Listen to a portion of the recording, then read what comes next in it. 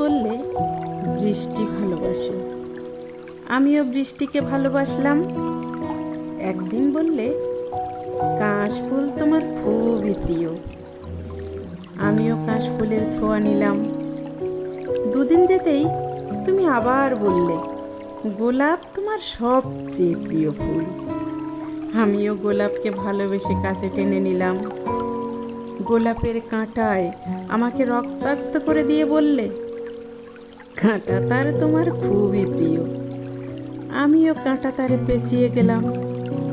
আর তুমি তখন দূর থেকে হাত নেড়ে বললে এটা সীমান্ত রেখা, এর বাইরে গেলে এমনই হয়।